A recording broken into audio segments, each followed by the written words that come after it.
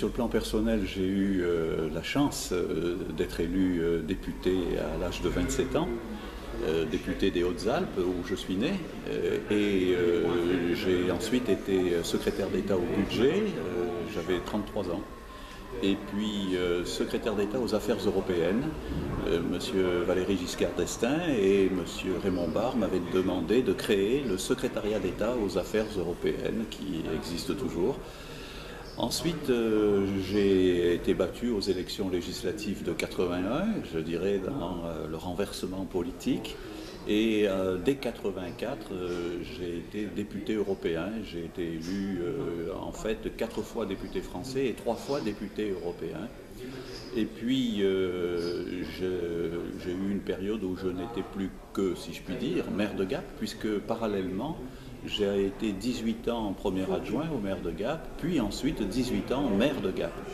Et puis j'ai décidé de démissionner de la mairie de Gap le jour où je suis entré au Sénat, malheureusement à la suite du décès de celui dont j'étais le suppléant. Et je suis donc au Sénat depuis 2007. J'ai été réélu en 2008 et donc j'exerce mon premier mandat plein de sénateur.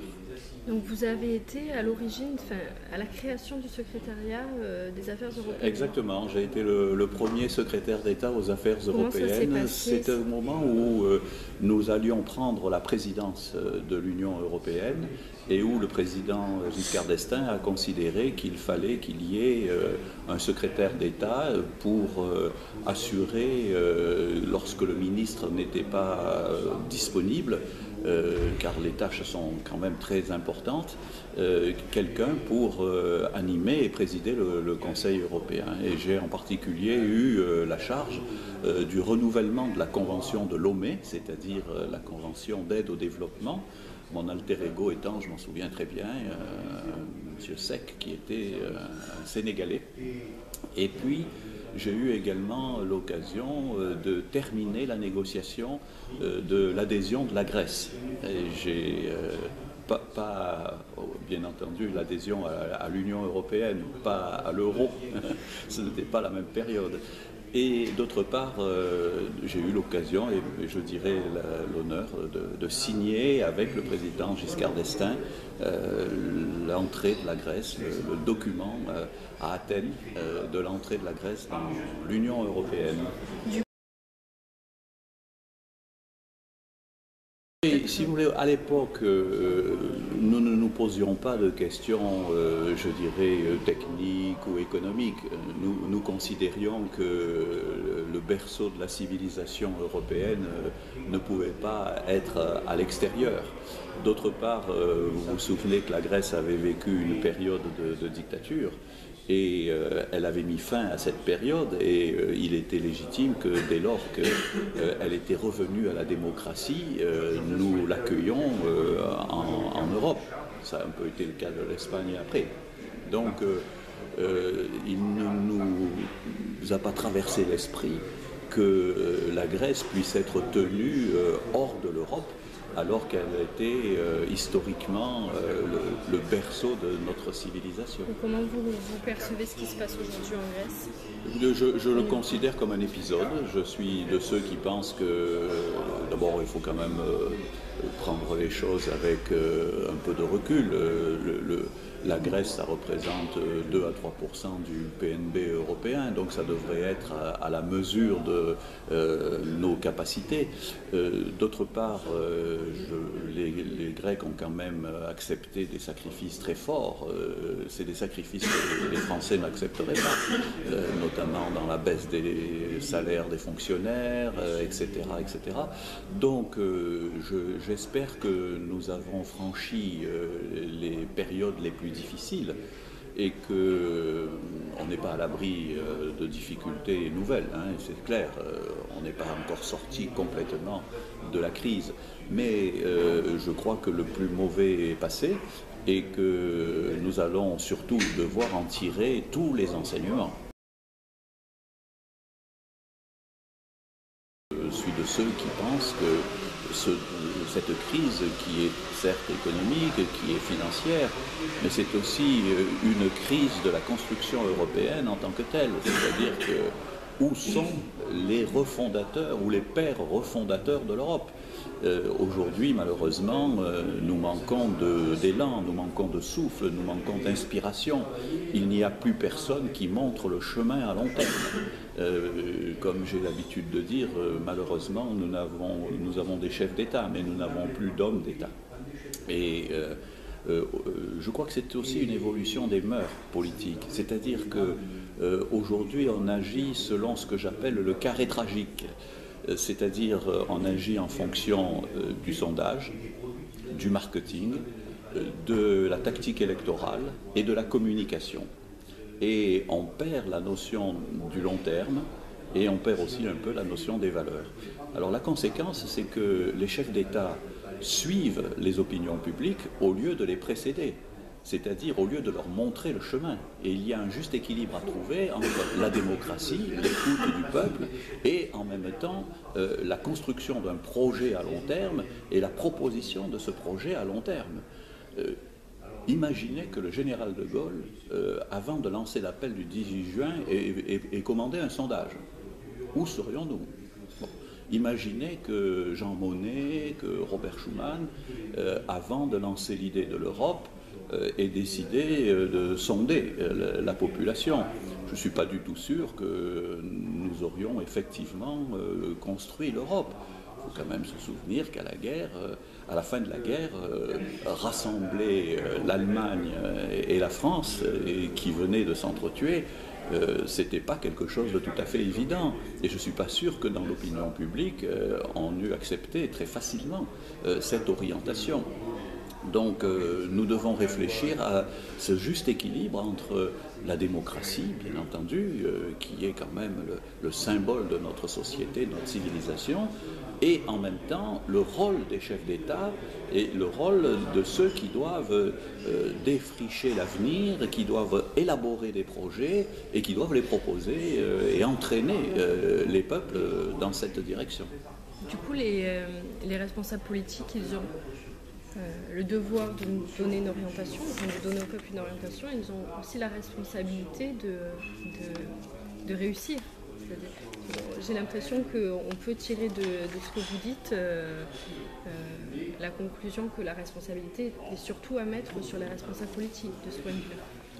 Je crois par exemple, quand je fais l'analyse de la crise actuelle, je crois effectivement qu'elle est bien entendu économique, mais elle est aussi politique.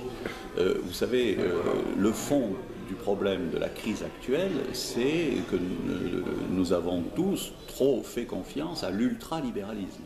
Et cette croyance dans le marché capable de tout rééquilibrer spontanément est une grave erreur. Or, ces politiques ont été élaborées par des décisions, à partir de décisions politiques. C'est à la fois la décision de Nixon de découpler le dollar et l'or. C'est en même temps la politique de Reagan et de Madame Thatcher qui en fait a été acceptée par tout le monde, y compris, je dirais, par la Commission européenne, quel qu'ait été le président de la Commission. Et donc on s'est aperçu avec la crise qui a démarré aux États-Unis en 2007 et qui s'est répandue comme un tsunami partout, et en particulier en Europe, eh bien on s'est aperçu que c'était ces décisions politiques qui avaient généré ces distorsions économiques et ces pratiques économiques. Alors il n'y a pas que cela, il y a aussi par exemple le progrès de l'informatique. Il est certain que quand on peut mettre en équation les transactions à venir et que tout ceci peut être décidé à la nanoseconde, ce qui évidemment par définition n'était pas possible il y a quelques décennies, on prend des risques aussi, on prend des risques. Donc il y a beaucoup d'enseignements à tirer de cette crise. Et puis je dirais aussi que cette crise a quand même aussi des aspects positifs. D'abord parce que j'espère que les erreurs qui ont été faites auparavant pourront être jubilées et ne se représenteront plus, mais surtout aussi parce que sur le plan européen, nous avons été obligés, le dos au mur, de prendre des décisions que nous n'aurions pas prises en allure de croisière.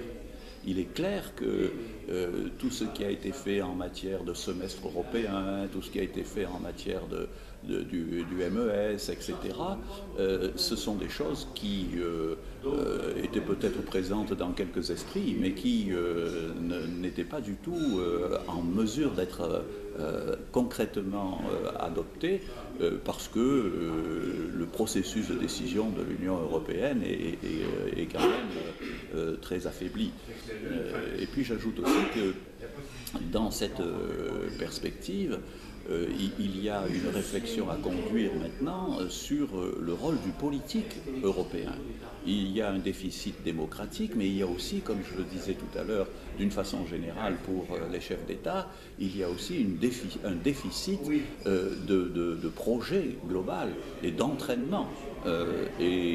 Alors on est évidemment tétanisé parce qu'on a essayé de faire une constitution, ça n'a pas marché, il y a eu des référendums qui n'ont pas fonctionné non plus, et donc maintenant les chefs d'État n'osent plus prendre des mesures qui nécessitent des révisions de traités. Parce qu'on a peur d'échouer. Et il est clair aussi que nous avons incontestablement une montée des nationalismes, une montée du populisme et une montée du régionalisme séparatiste qui représentent des handicaps sérieux pour consulter les populations. Mais il faut bien voir aussi que aujourd'hui, si l'Europe a des difficultés, c'est pas parce qu'il y a trop d'Europe, c'est parce qu'il n'y en a pas assez. Et comme on l'entend assez souvent, l'Europe n'est pas le problème, c'est la solution. Mais il faut le faire entendre aux populations. Et c'est vrai que c'est de plus en plus difficile. Alors je crois que néanmoins, nous devrions avoir un sursaut indispensable, un sursaut de construction européenne.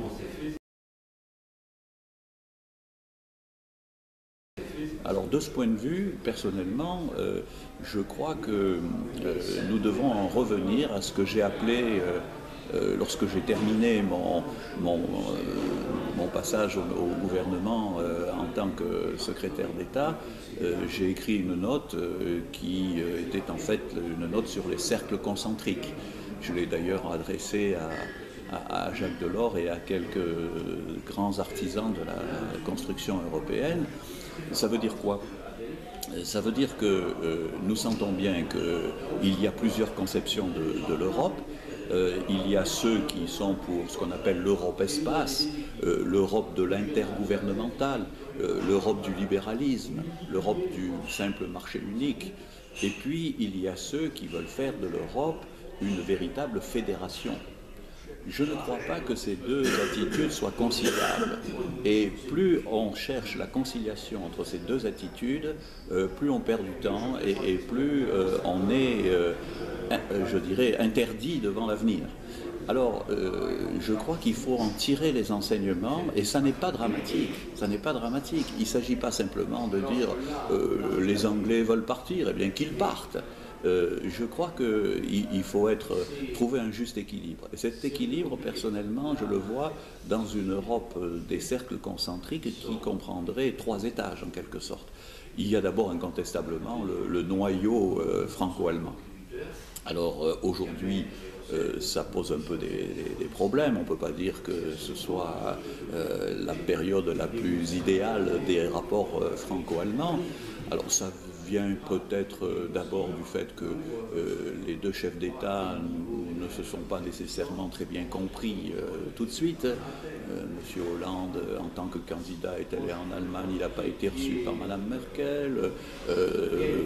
Madame Merkel est maintenant en élection. Elle doit imaginer ou reconnaître que Monsieur Hollande préférerait peut-être un autre interlocuteur, etc. Donc, du point de vue du couple, comme l'on dit, c'est certainement pas l'euphorie. Mais surtout, ce qui m'inquiète, c'est que les écarts de compétitivité entre l'Allemagne et la France rendent les choses plus difficiles.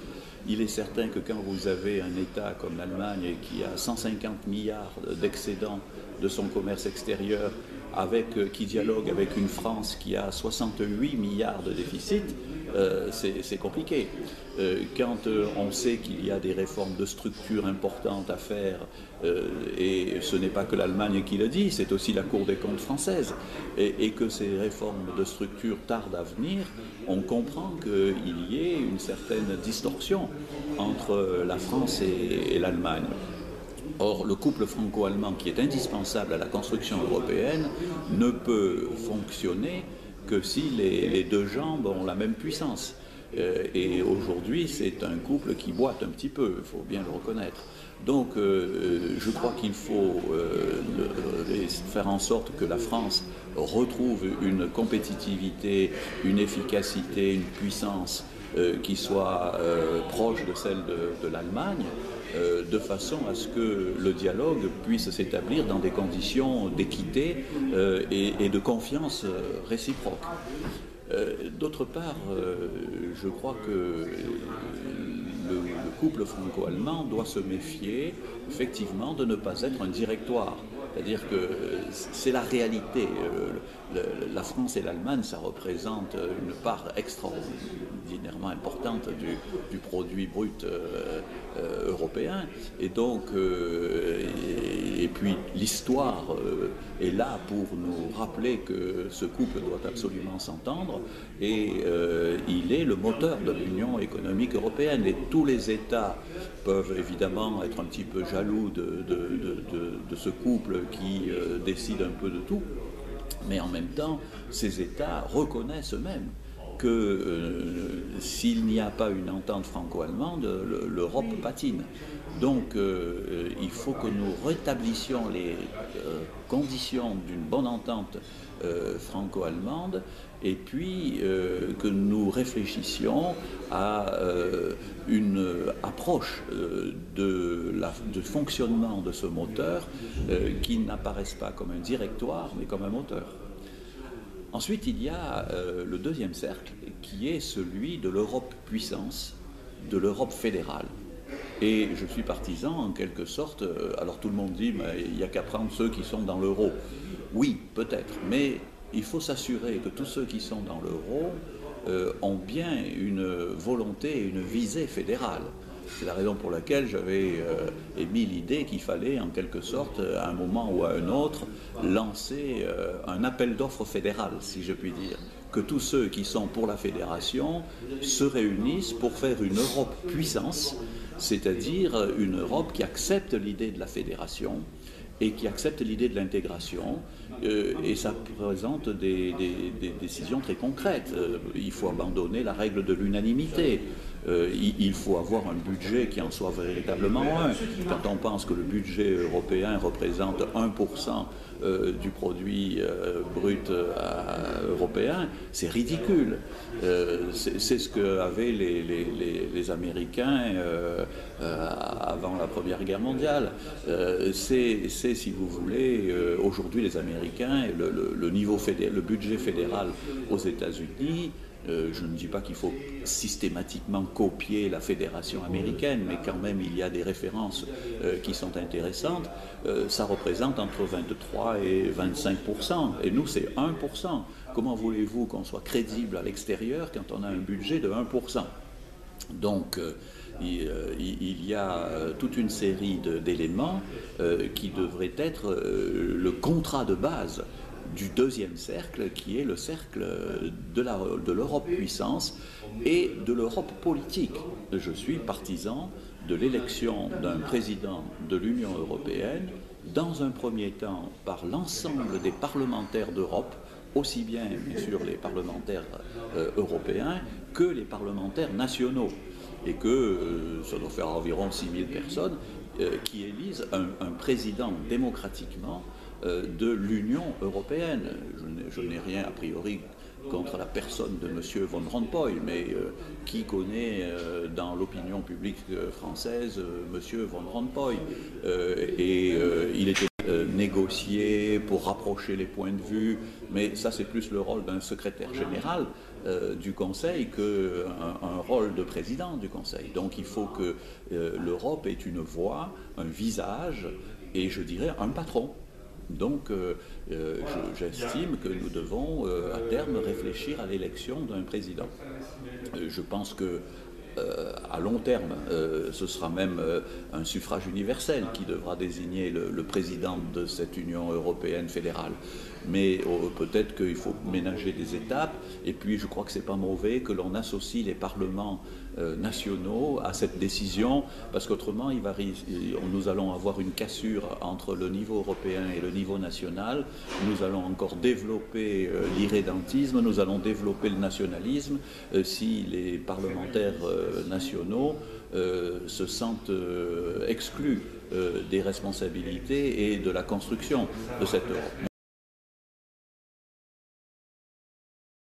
Moi, j'ai eu la chance d'être à la fois une fois député français, une autre fois député européen, et je mesure, si vous voulez, les différences.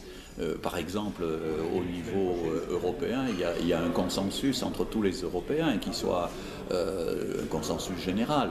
Il y a évidemment des nuances, il y a des moments où il y a des accrochages, mais enfin, il y a au niveau du Parlement européen un consensus entre les socialistes et les gens de droite pour construire l'Europe, quand même, très majoritairement, et on s'entend là-dessus.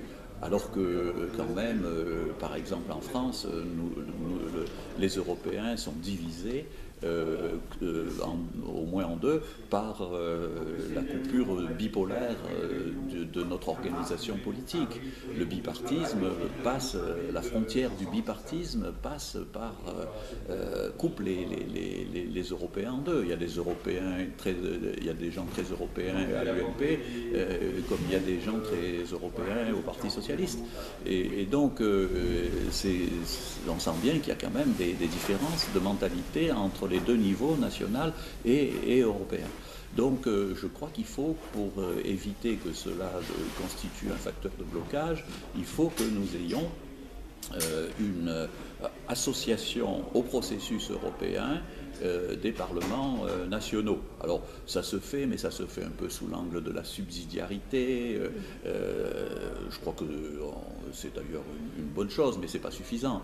C'est vrai qu'il y a des éléments législatifs qui peuvent très bien être décentralisés ou conservés au niveau national, mais c'est quand même assez compliqué et assez subtil. Et donc il ne faut pas non plus que la subsidiarité soit l'alibi pour bloquer la construction européenne. Justement, je voulais vous demander qu'est-ce que vous pensez du modèle allemand, de ce point de vue-là, du poids qu'a le Bundestag. Si vous voulez, comme tous les modèles, ils ont des avantages et des inconvénients.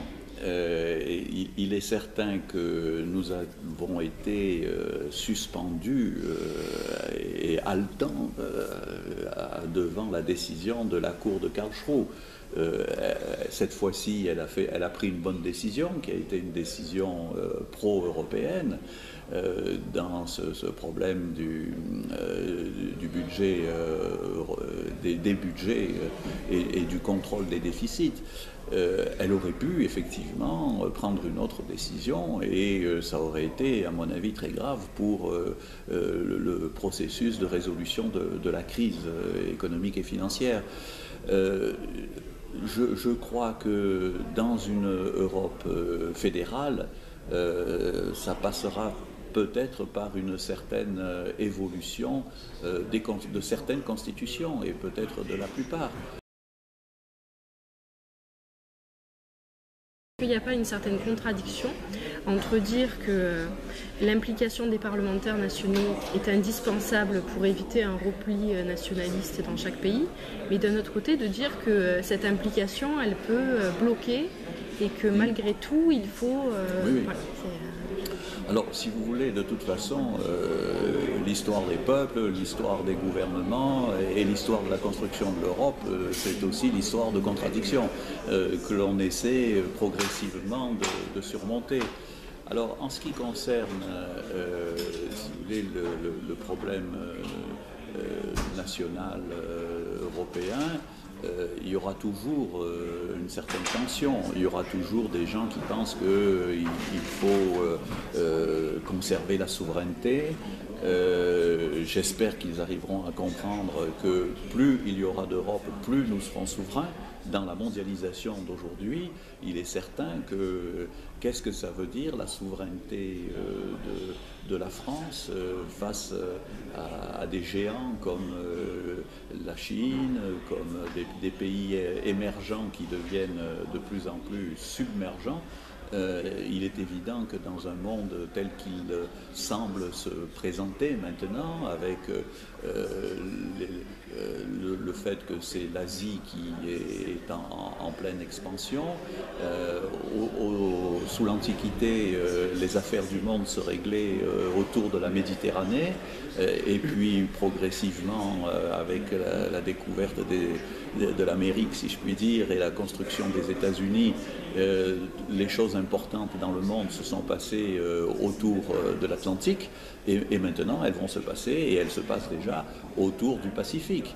Si l'on ajoute encore des choses qu'on n'imaginait même pas il y a quelques années, par exemple le fait qu'avec les gaz de schiste, les États-Unis sont devenus autosuffisants en énergie, et que le problème du Moyen-Orient n'a plus la même importance pour eux, il y a toute une série d'éléments qui font que si l'Europe reste telle qu'elle est, elle n'existera plus comme acteur mondial.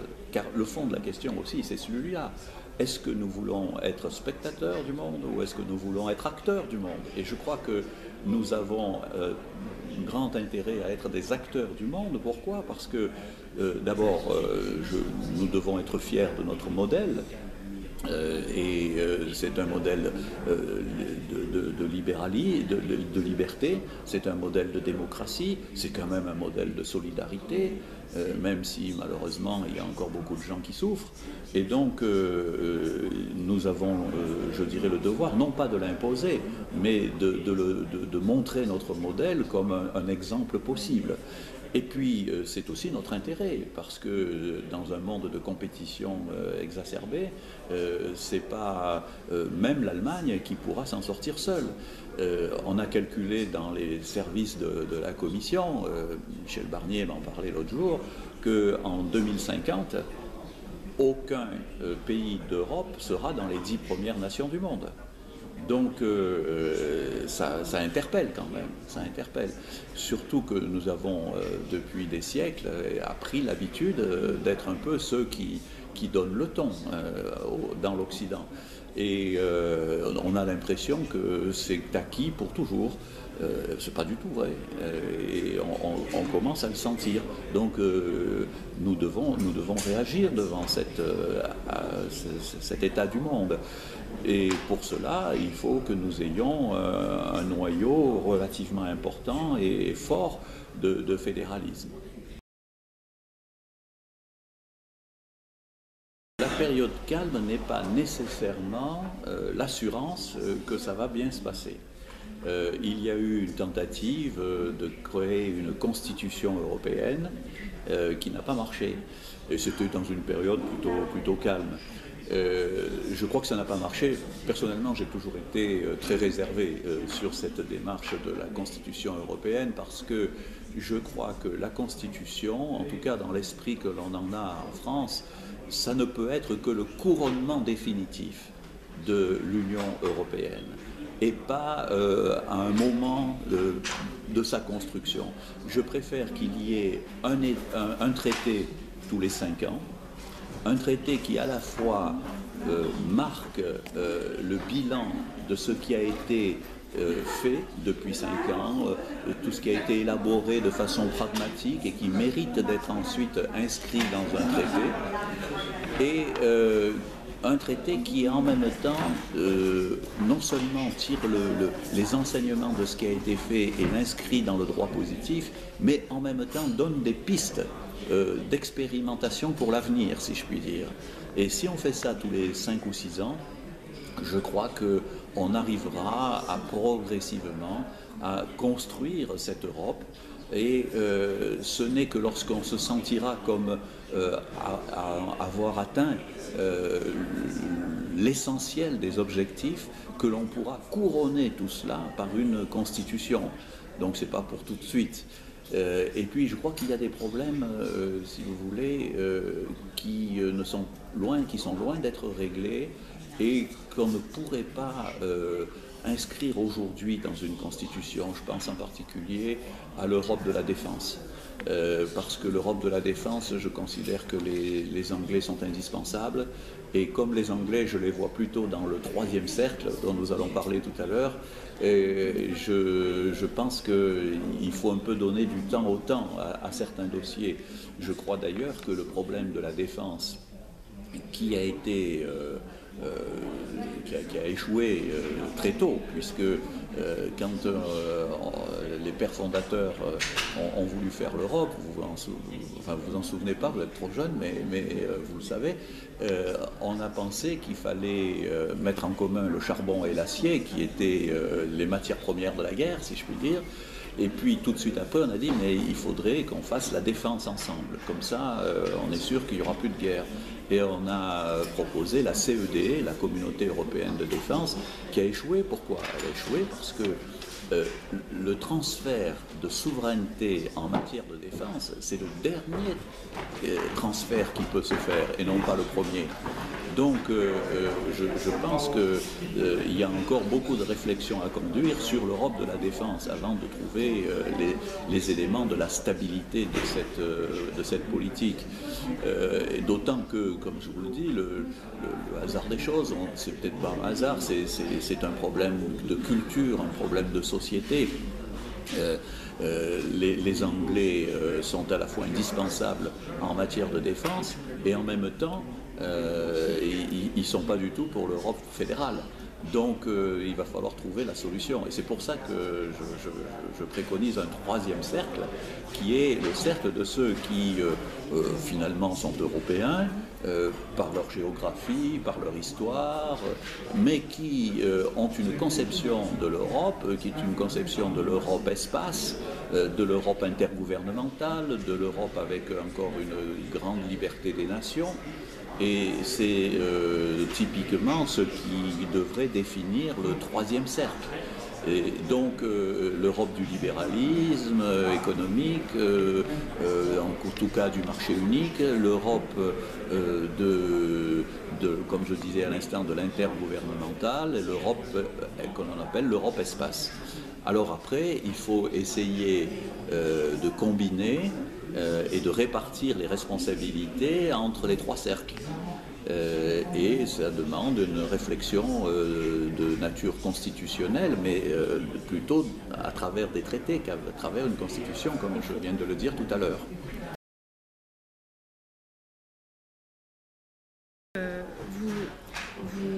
Vous proposez qu'il y ait un président de l'Union européenne. Oui. Soit élu par les parlementaires nationaux et les parlementaires européens, et à terme par les Européens eux-mêmes. Est-ce que vous ne pensez pas que c'est une vision franco-française d'un régime présidentiel? Je ne sais pas si vous avez eu l'occasion d'en parler avec des autres, pas des Français, mais qui ont une vision plus parlementaire de la vie politique. Si vous voulez, dans ma proposition, il y a effectivement deux interrogations.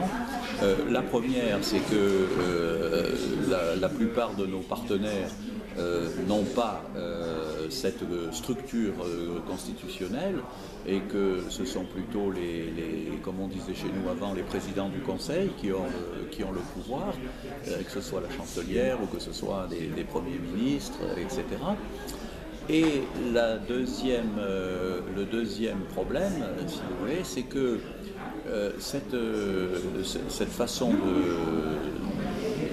présenter un projet de président pose le problème du rôle du président de la Commission. Alors il y en a, comme M. Cohn-Bendit par exemple, qui propose qu'il n'y en ait plus qu'un, c'est-à-dire qu'on fusionne finalement le Conseil européen et la Commission.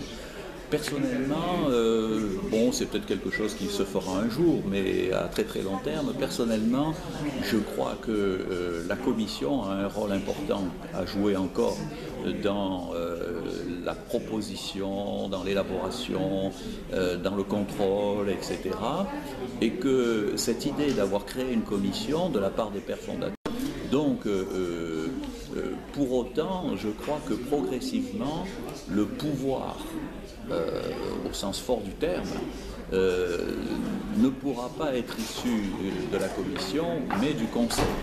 Alors c'est une conception française, c'est vrai. C'est paradoxal quand on prône le fédéralisme. C'est un peu paradoxal quand on prône le fédéralisme de reconnaître quand même que la puissance est quand même détenue par les États et par l'intergouvernemental au final. Je crois que si nous avons une intégration, si le pouvoir est intégré, ça n'est pas une véritable contradiction. Je crois que nous sommes dans une culture des exécutifs forts. Même que ce soit dans un pays présidentiel, de régime présidentiel comme nous, ou que ce soit dans des pays, où c'est la chancelière ou le président du Conseil qui a le vrai pouvoir, de toute façon, l'exécutif a un pouvoir fort. Et je ne crois pas que Mme Merkel se sente beaucoup diminuée par rapport en matière de pouvoir. Dès lors qu'elle a une majorité au Bundestag, je crois qu'elle ne se sent certainement pas très diminuée en matière de pouvoir face à M. Hollande. Donc, alors il y a quelques problèmes différents. Mme Merkel ne peut pas aller faire la guerre sans avoir eu l'accord de son Parlement, alors que nous, on a une simple communication. Bon, il y a incontestablement des différences. Mais en fait, ce qui est, à mon avis, la situation forte de base, la constatation que nous pouvons faire, c'est que les exécutifs ont pris beaucoup de poids par rapport aux législatifs dans tous les pays. Et donc, ce qui est important, c'est que jamais les titulaires de l'exécutif n'accepteront de déléguer leur souveraineté à un point tel que cette souveraineté passe non pas au Conseil européen, mais à la Commission. Donc il faut que la Commission soit active, forte, plus qu'elle ne l'est aujourd'hui. En même temps, il faut que, pour qu'elle soit forte, il faut qu'elle hiérarchise ses membres. Je crois qu'il serait bien que la Commission ait, bon, elle a déjà une haute représentante, mais qui a du mal à établir son pouvoir. Il faut qu'il y ait effectivement un responsable des affaires extérieures, un responsable des affaires économiques, un responsable des affaires sociales, un responsable des affaires environnementales, et puis ensuite les autres, c'est des secrétaires d'État. Il ne faut pas que chacun... c'est une commission un peu pléthorique. En même temps, je comprends que chaque État veuille avoir un représentant à la commission, mais ils ne peuvent pas tous avoir un pouvoir, à mon avis, égal. Donc il faut qu'on réfléchisse à une hiérarchisation, un regroupement des fonctions et une hiérarchisation des membres de cette commission. Je pense que néanmoins le pouvoir exécutif progressivement procédera essentiellement pour les grandes lignes, les grandes orientations, les grands accords, etc. ne peut procéder que du Conseil européen, mais il faut que ce Conseil européen existe dans chaque citoyen.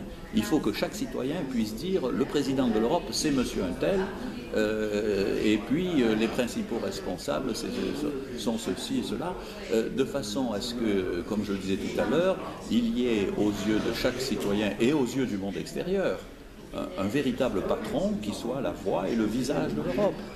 Déjà, M. Kissinger disait quel numéro de téléphone pour appeler le responsable des affaires européennes. Bon, je crois que vis-à-vis de l'extérieur aussi, c'est important qu'il y ait un chef d'État,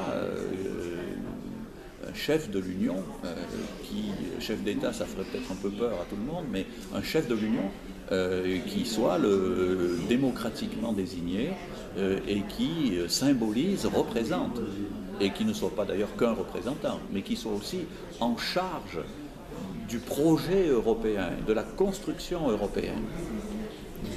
Je vous vous êtes dans la vie politique depuis longtemps. J'imagine que vous étiez déjà aux affaires, entre guillemets, quand le Parlement européen était composé exclusivement de parlementaires nationaux.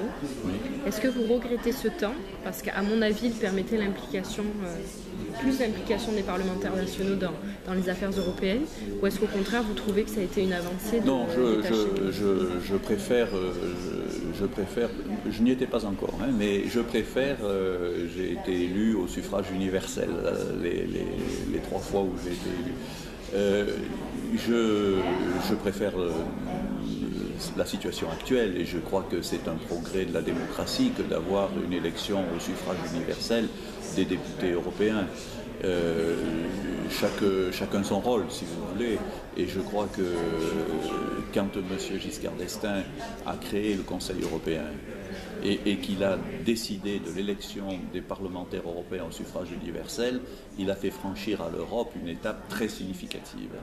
Et ce qu'il nous manque aujourd'hui, ce sont des actes aussi importants et aussi courageux. Et j'espère que nous retrouverons un jour des hommes d'État qui ont envie de construire vraiment l'Europe sans tenir compte des retombées électoralistes dans leurs différents partis politiques.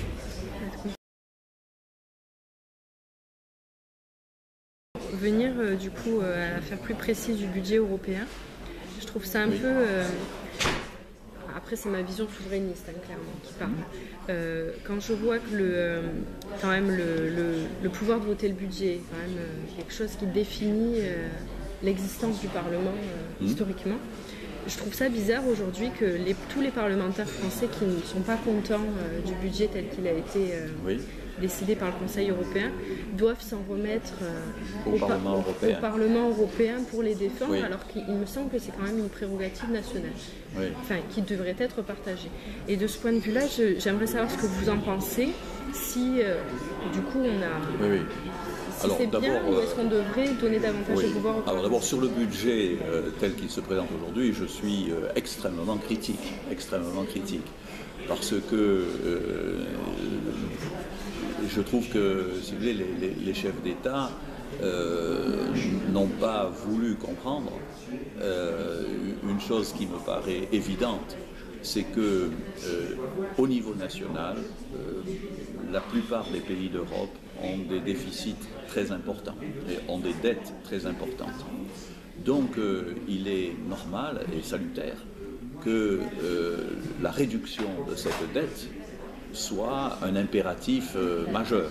Je comprends bien qu'il faut savoir équilibrer entre la réduction de la dette et le maintien d'un certain niveau d'activité, à la fois pour diminuer le problème du chômage, mais aussi parce que c'est avec la croissance que nous rembourserons nos dettes. Il faut faire attention non plus. Tout le monde a été, est ou sera keynésien, mais pas dans n'importe quelle condition.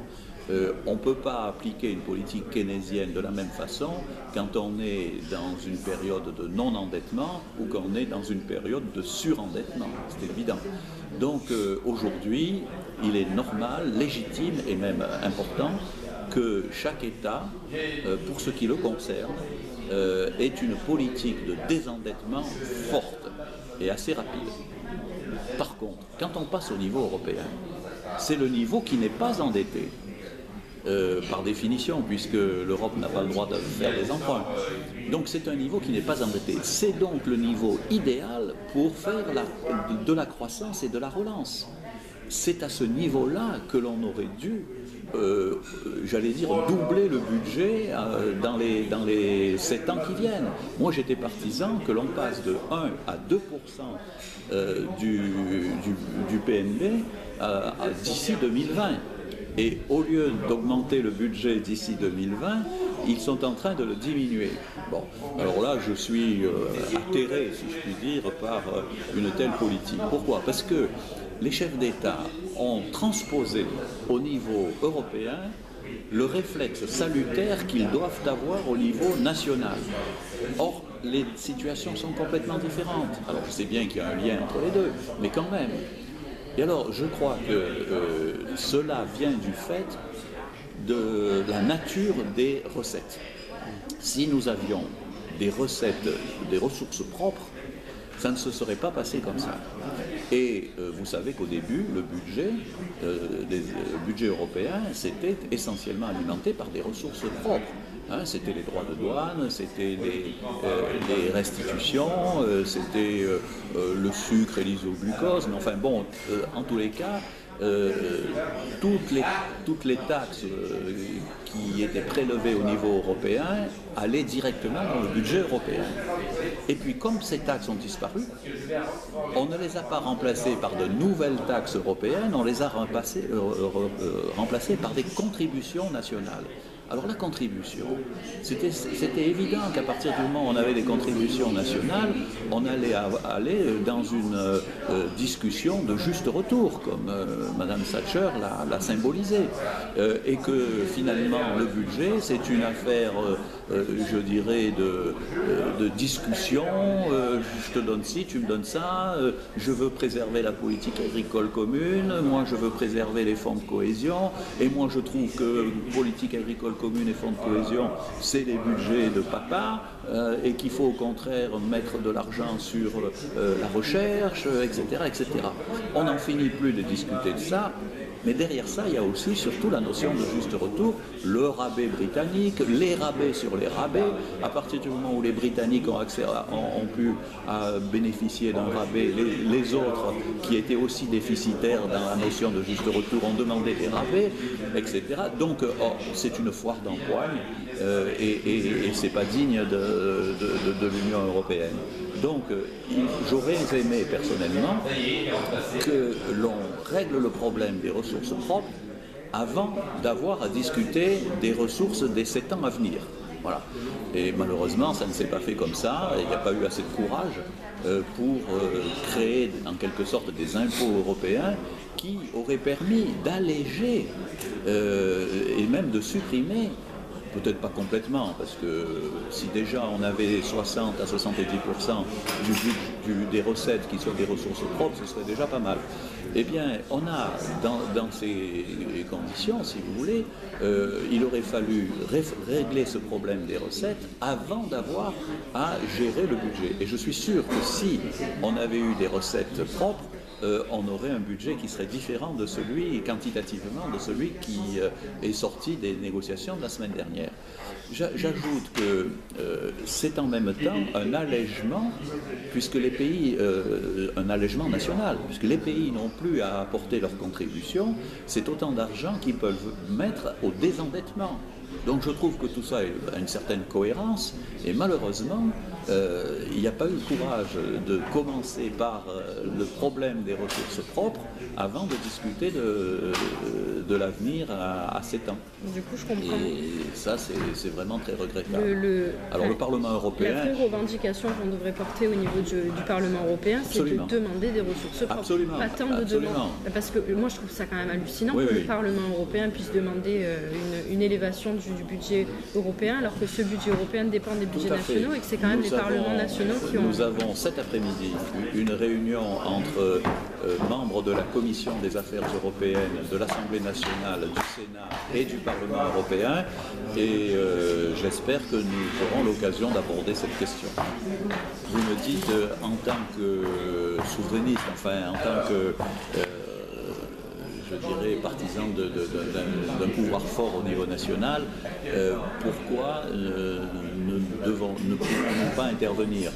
C'est vrai qu'il y a une vérité dans votre question, dans la mesure où l'Europe exige d'avoir un œil sur les budgets nationaux, pourquoi les parlementaires nationaux n'auraient-ils pas aussi un œil sur le budget européen? C'est une très bonne question.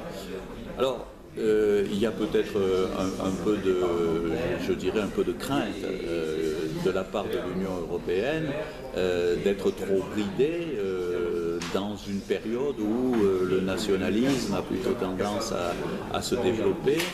Et moi je serais assez d'accord avec ce que vous proposez, dans la mesure où préalablement nous aurions créé un climat de plus grande confiance entre les parlements nationaux et le Parlement européen.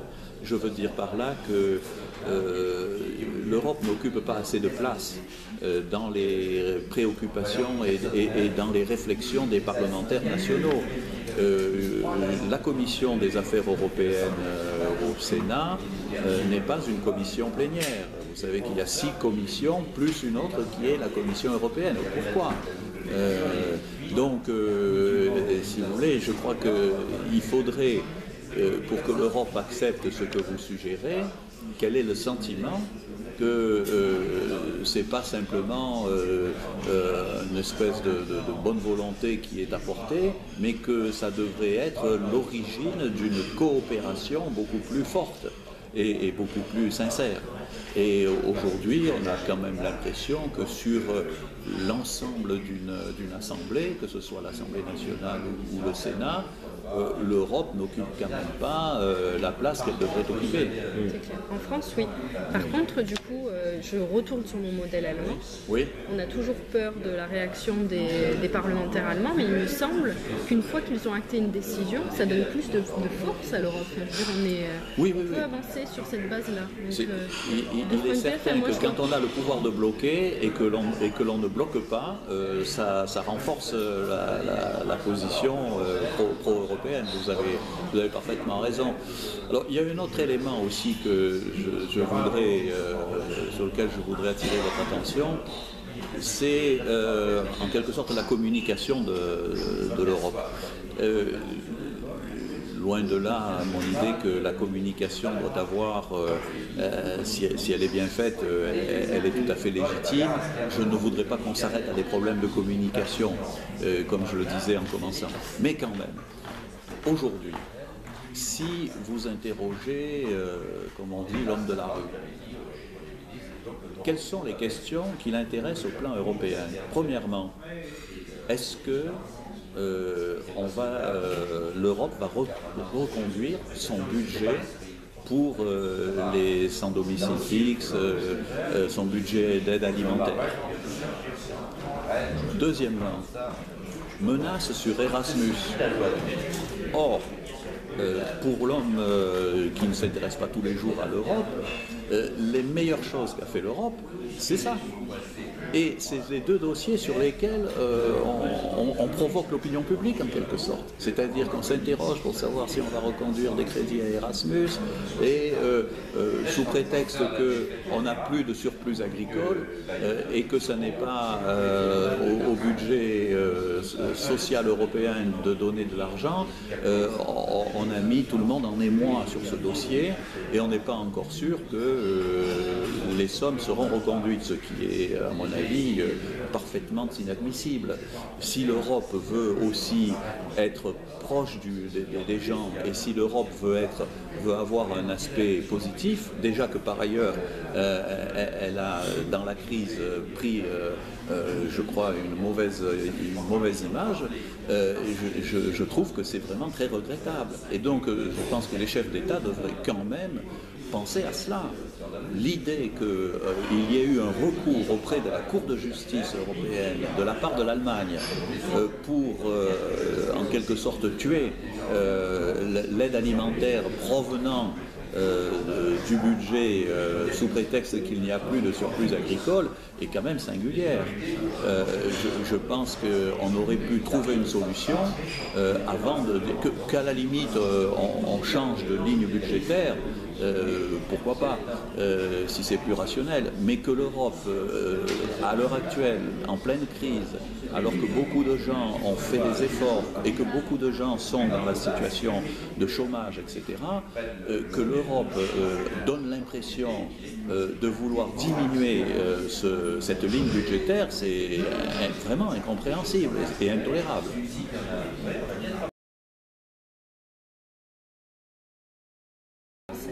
La réforme constitutionnelle de 2008 a introduit le référendum d'initiative populaire. Oui. Malgré tout, il n'y avait jamais eu de décret d'application. C'est pas non, c'est du baratin. Est-ce que vous êtes pour qu'il y ait un travail là-dessus? Et est-ce que vous êtes pour qu'on l'assouplisse davantage pour qu'il soit davantage accessible? Oui. Moi, je c'est une réforme en trompe-l'œil et qu'il faut aller vers une vraie réforme. Tout à fait. Vous n'avez pas peur de la démocratie directe? Peut-être pas aller jusqu'aux Suisses, mais encore que. Non, on n'est pas fait pour ça. Il faut aussi quand même que les institutions collent aux cultures. Ah, c'est intéressant pour un fédéraliste de parler comme ça. Oui, il faut que ça colle aux cultures. Il y a une foule de fédéralismes possibles, hein, et le fédéralisme ne fonctionne que si il tient compte d'un certain nombre d'histoires et de cultures particulières. Le fédéralisme européen n'aura rien à voir, ne sera pas le même que le fédéralisme américain, ne sera pas le même que le fédéralisme, je peux dire, allemand, suisse ou allemand. Écoutez, non, je pense que moi, ma formule, c'est unir sans asservir, harmoniser sans unifier. Donc, si vous voulez, je pense qu'on n'en est pas du tout. Moi, c'est à mon avis, bloquer, donner une mauvaise image du fédéralisme et bloquer l'évolution vers un certain fédéralisme, que d'être jusqu'au boutiste ou d'être généraliste, enfin de vouloir répandre une toile fédérale sur tout le monde. Non, il faut que le fédéralisme respecte les traditions et les cultures nationales. Ma définition, je vous ai jamais envoyé peut-être un texte que j'ai, un 4 pages que j'ai écrit en 2000 et quelques, au début des années 2000, je crois. Je vous l'enverrai. Ma conception, c'est que l'Europe est un projet de civilisation et que l'Europe est une puissance et l'Europe est une communauté de nations. De l'ordi, je ne sais plus quoi là, mais moi c'est communauté de nations. Voilà. Et donc, quand on dit une communauté de nations, dans le mot, dans cette formule, il y a communauté, mais il y a aussi nation. Voilà. Et donc, il faut trouver le juste équilibre. Et l'équilibre, ça dépend en partie du respect des traditions et de l'histoire de chaque pays.